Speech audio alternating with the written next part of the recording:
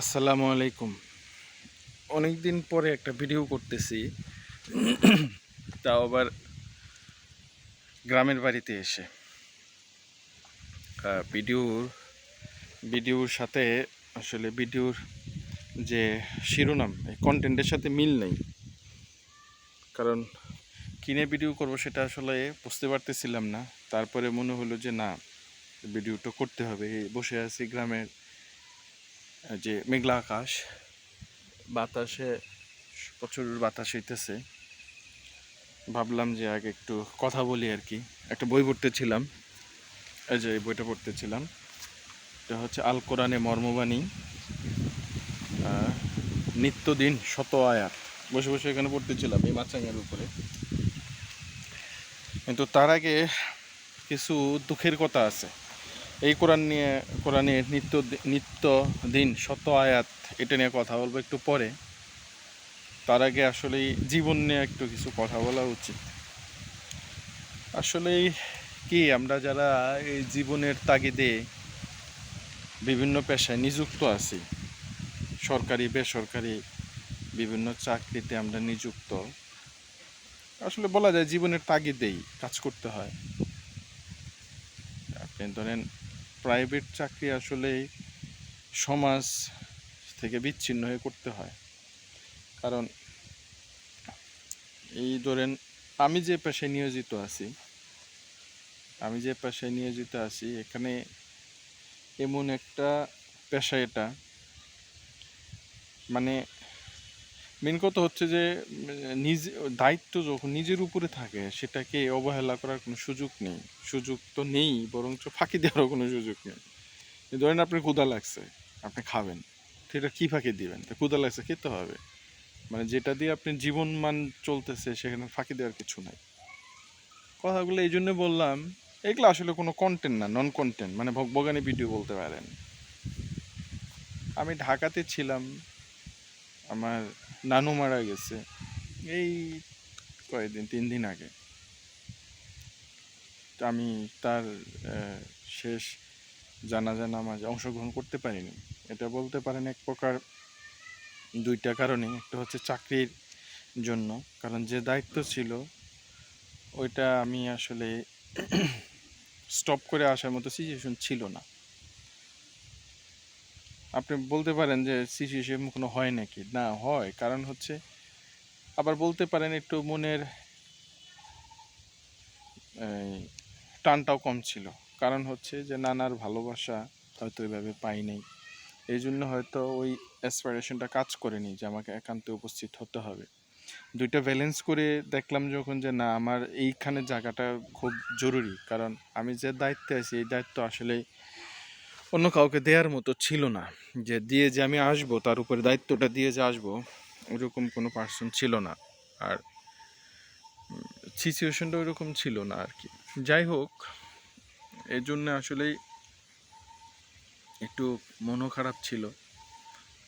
তারপর বাড়িতে আসছি, এই ধরেন আপনি বাড়িতে আসছি হচ্ছে, গ্রামের বাড়িতে আসছি আপনি গতকালকে আসছি আর কি। ঢাকাতে থাকতেই ভাবছিলাম যে ভিডিওটা করব, ভাবলাম যে এখানে গ্রামের বাড়িতে আসছি একটু ভোগ করি। এখন এটা হচ্ছে আউট অফ কন্টেন্ট আর কি। বললাম যে প্রাইভেট চাকরি আমরা যারা করি, সমাজের সাথে সব কিছু মিলিয়ে দিলে চলা সম্ভব হয় না। বেতন ভাতা, সময়, দায়িত্ব, হ্যাঁ, আপনার এগুলা সদিচ্ছা সব কিছু মিলে সমাজ থেকে একটু বিচ্ছিন্নই মনে হয়ে যেতে হয়। এটা আমার ক্ষেত্রে মনে হয়েছে, অন্য সবার ক্ষেত্রে হয়তো আরও ভালো, আমি জানি না, অন্য ক্ষেত্রে হয়তো সেরকম কোনো প্রবলেম হয় না। এখন বাড়িতে আসার পরে আমি ওই যে কথা বলছি যে আমার বংশে, আমার ফ্যামিলি প্লাস বংশ, এটা সবাই হচ্ছে স্পিরিচুয়াল মেন্টালিটি, মানে এই শরীয়ত ভিত্তিক মেন্টালিটি এদের কম।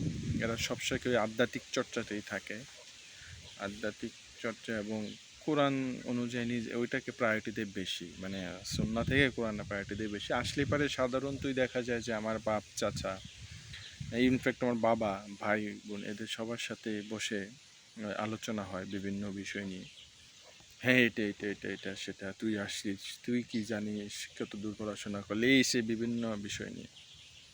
তো ঠিক তেমনই আজকে ওই যে আমি যখন বসছিলাম সকালবেলা, তখন এই কোরআন এই আমার ছোটো চাচা আসছিল, তখন এই আলোচনা হইতেছিল, অনেক বিষয় নিয়ে তখন আলোচনা হয়েছে। তো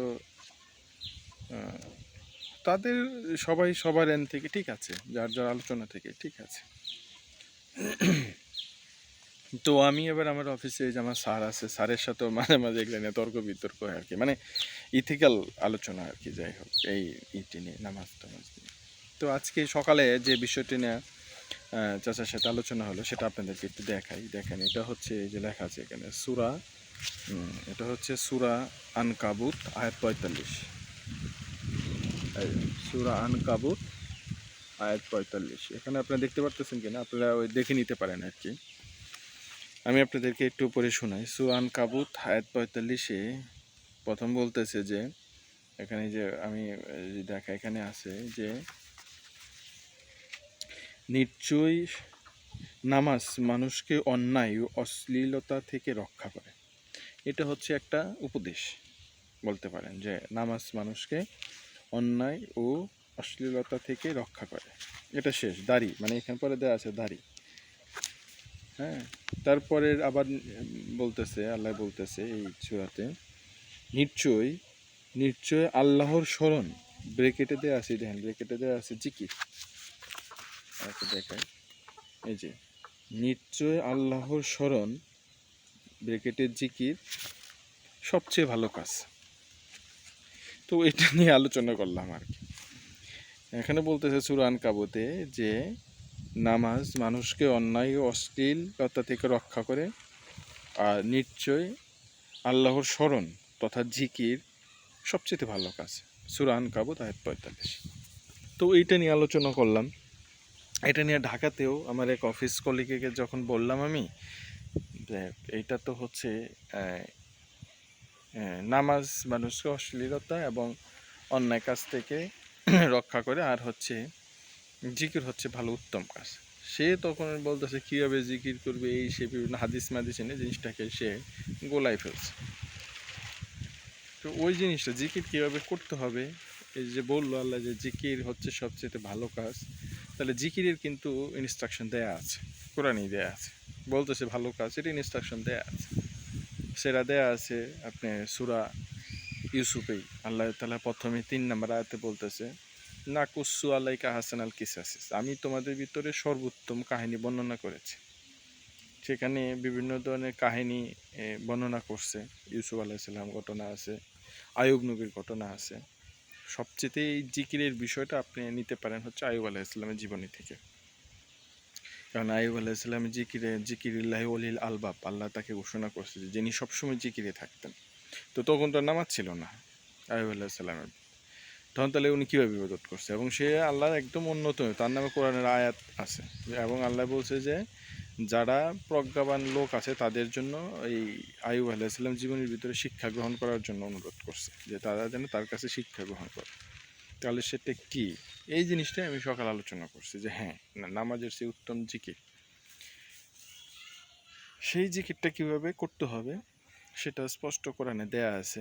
সেটা ওই আইয়ুব আলাইহিস সালাম জীবনী পড়লে যেটা পাওয়া যায়, বোঝা যায় যে উনি সবসময় আল্লাহর জিকিরে থাকতেন হচ্ছে সুবহানাল্লাহ, আলহামদুলিল্লাহ, লা ইলাহা ইল্লাল্লাহু, আল্লাহু আকবার। এই 4টা জিকির উনি করতেন, সুবহানাল্লাহ, আলহামদুলিল্লাহ, লা ইলাহা ইল্লাল্লাহু, আল্লাহু আকবার।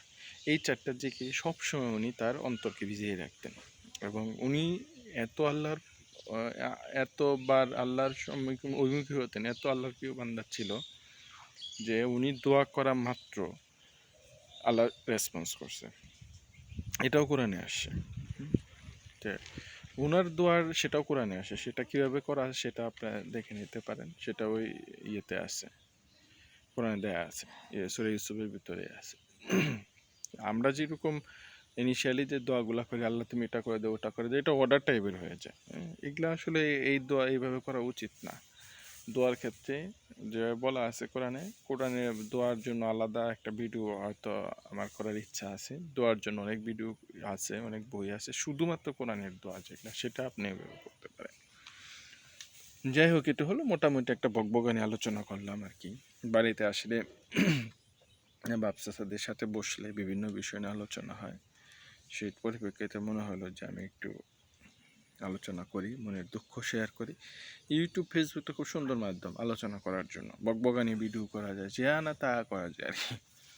যাই হোক, মোটামুটি আপনারা সকলে ভালো থাকেন। গ্রামে আসছি ঈদের ছুটিতে, হয়তো আরও একটা দুটা ভিডিও করার ইচ্ছা আছে, পর্যায়ক্রমে ভিডিওগুলো করবো আর কি। ভিডিও করতে গেলে আসলে যে সময়, যে ধরনের টাইম বা কন্টেন্ট রেডি করে কথা বলা, এটা আসলে খুবই সময় সাপেক্ষের ভিতর। আমি এগুলো ভিডিও করি মূলত মনে করেন যে টাইম পাস, এই ধরে পারতে পারেন একদম স্মৃতি করে রাখি আর কি, যে যদি কখনো না থাকি সারা জীবন তো আর থাকবো না, কিন্তু এটা একটা স্মৃতি হয়ে থাকবে আর কি। যাই হোক, আপনারা সকলে ভালো থাকেন, সকলে সুস্থ থাকেন, সকলের ঈদ সুন্দরভাবে কাটুক এই দোয়া করি। আল্লাহ হাফিজ, আসসালামু আলাইকুম।